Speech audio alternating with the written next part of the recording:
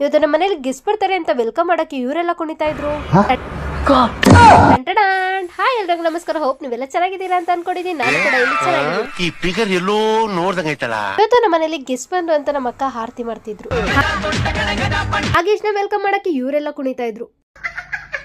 ಹಾಗೆ ಇಷ್ಟ ಯಾರು ಅಂತ ನಮ್ಮ ಪುಟಾಣಿ ಬಾಸ್ ಹೇಳ್ತಾರೆ, ಕೇಳಿ.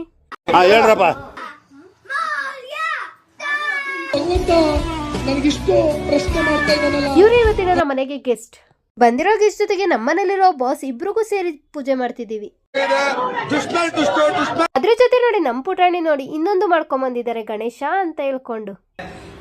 ಇಷ್ಟಪಡ್ತೀನಿ. ಹೇಗಿದೆ ನಮ್ ಬಾಸ್ ಗಣೇಶ? ಎಲ್ಲಾ ಆದ್ಮೇಲೆ ಸಂಜೆ ಗಣೇಶನ್ ಬಿಡೋಕೆ ಪ್ರಿಪರೇಷನ್ ಮಾಡ್ಕೊಂಡು ಗಣೇಶನ್ ತಗೊಂಡೋದು. ಗಣೇಶನ್ ಜೈಕಾರ ಹೇಳಿಲ್ಲ ಅಂದ್ರೆ ಕೋಪ ಮಾಡ್ಕೊಂಡ್ಬಿಡ್ತಾನೆ ಅಂತ ನಾವೆಲ್ಲ ಗಣೇಶನ್ ಜೈ ಅನ್ಕೊಂಡೋದು. ಆಮೇಲೆ ಇಲ್ಲೊಬ್ರು ನೋಡಿ ಗಣೇಶನ್ ಕಿವಿಯೊಳಗೆ ಏನೋ ಹೇಳ್ತಿದ್ದಾರೆ. ಗಣೇಶನ್ಗೆ ಪೂಜೆ ಮಾಡ್ಬೇಕಾದ್ರೆ ಹಂಗೆ ಸುಮ್ನೆ ಮಾಡಕ್ಕಾಗುತ್ತಾ? ನಮಗೂ ಹಾಡ್ ಬರುತ್ತೆ ಗುರು, ಅವಂತರ ಸಿಂಗರ್ ಇದ್ದಂಗೆ, ಕೇಳಿಸ್ಕೊಳ್ಳಿ. ಹೆಂಗೆ ನಾವು ಒಂದೊಂದ್ಸಲ ಅವಾಗವಾಗ ನಮ್ಮೊಳಗಿರೋ ಪ್ರತಿಭೆಗಳು ಆಚೆ ಬರ್ತಿರ್ತವೆ. ಎಲ್ಲ ಆದ್ಮೇಲೆ ಬಿಡ್ಬೇಕಾದ್ರೆ ಬಾಯ್ ಅಂತ ಹೇಳ್ಬಿಟ್ಟು ಎಲ್ರಿಗೂ ಒಳ್ಳೇದ್ ಮಾಡಪ್ಪ ಅಂತ ಹೇಳಿ ಕಲ್ಸ್ಕೊಟ್ಟು. ಇವತ್ತಿನ ಕಥೆ ಇಷ್ಟೇ. ನೆಕ್ಸ್ಟ್ ಎಪಿಸೋಡ್ ಅಲ್ಲಿ ಸಿಗ್ತೀನಿ. ಅಲ್ಲಿ ಗಂಟ like, share, save, follows farmers Ratna. ಬಾಯ್.